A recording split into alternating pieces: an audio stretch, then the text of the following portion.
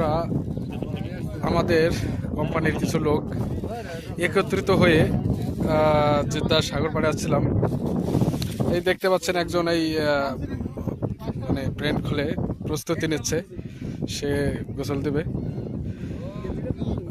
আর একজন দেখছেন এই যে বডি বিল্ডার। যাই হোক, রৌদ্রের কারণে হয়তো এরকম দেখানো যাচ্ছে না, তারপরে যতটুক ক্যামেরা বন্দি করার প্রয়োজন বোধ করছি ঠিক ততটুকুই করতেছি। এখানে আমাদের দাদু আছে, দাদু নামে পরিচিত। তিনি খুব আশাবাদী, তিনি সাগর পাড়ে এসে গোসল করবেন।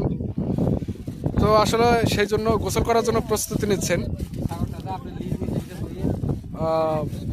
তিনি এখন গোসল করার জন্য খুবই মরিয়া হয়ে আছেন।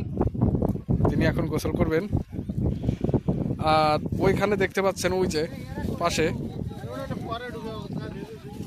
আসলে কি বলবো, ক্লিয়ার তেমন দেখা যাচ্ছে না যেহেতু সাগর পাড়ে, আর ফোনের ক্যামেরা অতটা ভালো নেই। তারপরে যতটুক সম্ভব ততটুকু করতেছি।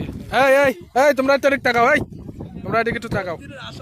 এই সাদা ভিডিও হচ্ছে না।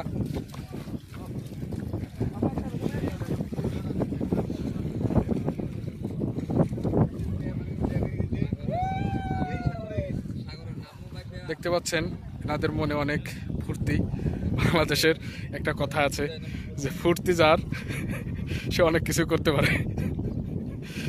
তেনারা এখন সাগর পাড়ে আসছেন গোসল করার জন্য।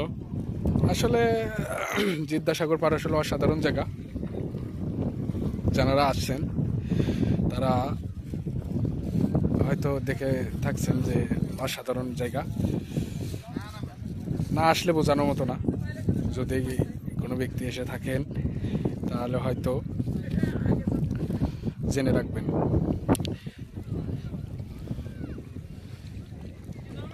দাদু এখনো হয় নাই, কত সময় লাগবো?